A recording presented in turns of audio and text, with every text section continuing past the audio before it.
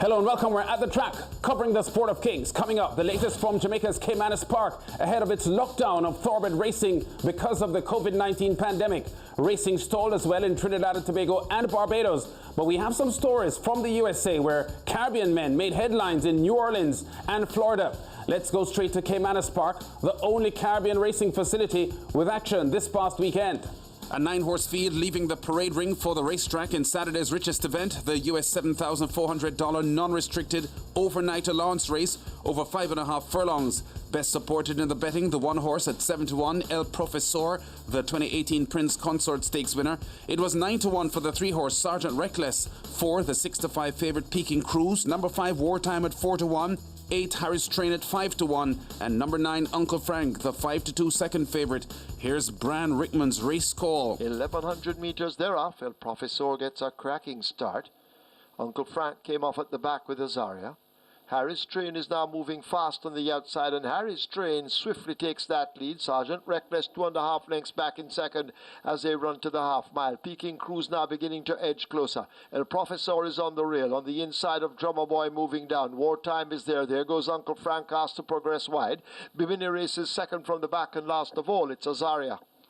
3/8 of a mile to run. They head toward the 5/16th, and the fleet-footed Harris Train is under full power and leading by 3 lengths. Peking Cruise kept to the outside of Sergeant Reckless. They're into the home stretch, and it is Harris Train at the top of it. 1/4 of a mile to run, who continues to show them his rear end. Inside the final 3/16th, Harris Train out in front and travelling strong. Sergeant Reckless continues the chase. El Profesor making ground on the rail. Drummer Boy in the centre. Wartime and Peking Cruise out wide, but it is Harris Train inside the final 16th continuing to hold the advantage. They're all coming at Harris Train, but late. Harris Train wins it. Dane Dawkins rousing his mount Harris Train for a strong final effort to fend off the late closing Drummer Boy in the middle with ex-champion jockey Omar Walker aboard, and Radish Roman gaining as well on the outside with Wartime giving Dawkins a few anxious moments. I was a little concerned, but I just keep on with the game plan and it come through successfully. The PJK team's Harris Train gets the win at 5-1 odds. The 5-year-old mare collecting her second win in her last 3 starts.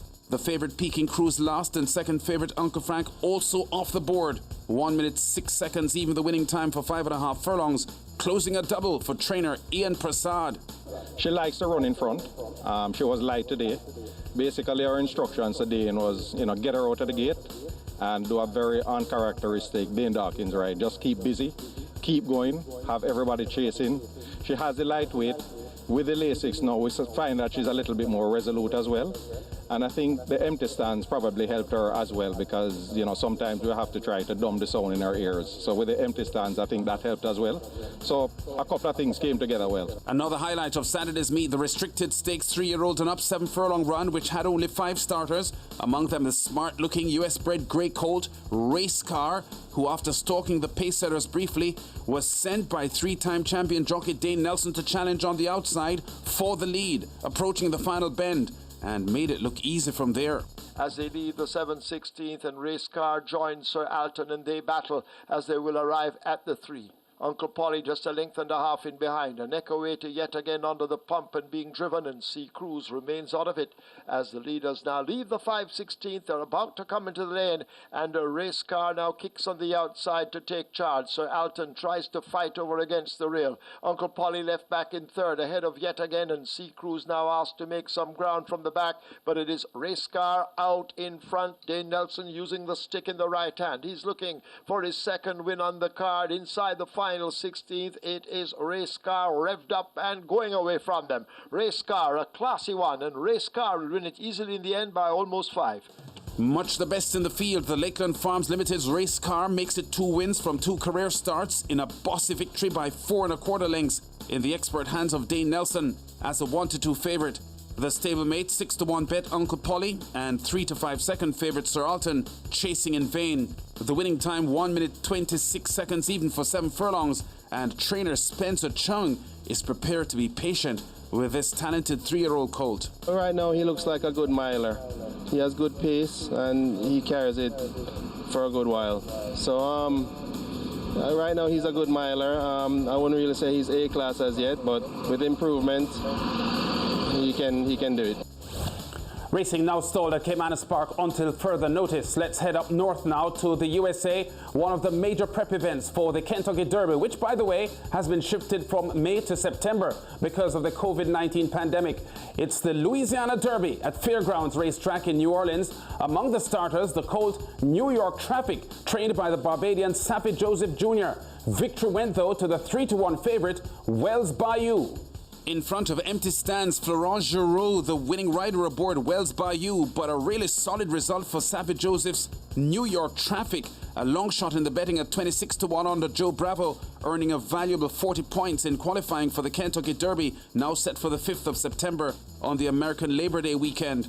1:56.47 seconds, Wells Bayou's time for the mile and 3/16th trip for winning trainer Brad Cox, who had 4 winners on the card, including the co-feature US $300,000 Muniz Memorial Classic on turf with his 5-year-old horse Factor This, ridden by Jamaica-born jockey Sean Bridgemahon in a gate-to-wire run over 9 furlongs, scoring at 9-1 odds. The victory margin 3 lengths, the winning time 1:47.21. A couple of Caribbean successes in Florida to report before we go, with trainer Saffie Joseph and Rowan Crichton getting contrasting wins Saturday at Gulfstream Park. First, in race 5, a claiming 6-furlong sprint, Barbadian Saffie Joseph's French Quarter, the 3-horse, was the 4-5 favourite to score, and did, but not without a bit of a fight after pressing the pace. Jockey Paco Lopez had a good trip, surging to the lead coming off the final bend and holding it. There's an 1/8 of a mile to go, and it's still French Quarter the target. Starship Apollo going to try one more time. Desert General trying to spoil the party from 3rd. 16th to go. Desert General is lunging late. French Quarter needs to hold Desert General. French Quarter holds on for the win by a head on the jockey Paco Lopez. Saffie Joseph's 35th win of the current Gulfstream Park Championship season. Only big-name American trainers Todd Pletcher and Michael Maker have one more. French Quarter clocked 1:11.39 for 6 furlongs. Unlike Joseph's predictable win, Jamaican Rowan Crichton's triumph came at much longer odds, starting the 10-1 bet Champagne on Me. Coming with it as well, some anxious moments as the 4-year-old gelding had been lost down the backstretch before making some rapid headway toward the leaders coming off the final bend. And with a 1/4 mile left to go, 45 seconds for a half mile, it's Storm Advisory, who's now under siege on the far outside. Glory of Florida, and loose from down the center of the track is Champagne on Me. Champagne on Me in front-loaded closing ground at this embattled trio. Here's Champagne on Me, who was last early, but he's first now. Front-loaded stays on with him. These two on to the finish. Champagne on Me at 10-1 winner. Champagne on Me's finishing burst under a well-timed ride by Vasquez takes him to the surprise win by a half length at odds of 10-1. A 1-2 finish this for trainer Crichton, who also saddled the runner-up front-loaded. 14 wins now on the season for Crichton, 1:16.96 for 6.5 furlongs, the winning time for Champagne on Me. We've been at the track covering top stories and the now sparse racing action globally in these COVID-19 times. Naas in Ireland and a few tracks in the USA still racing thoroughbreds. Check us out again soon.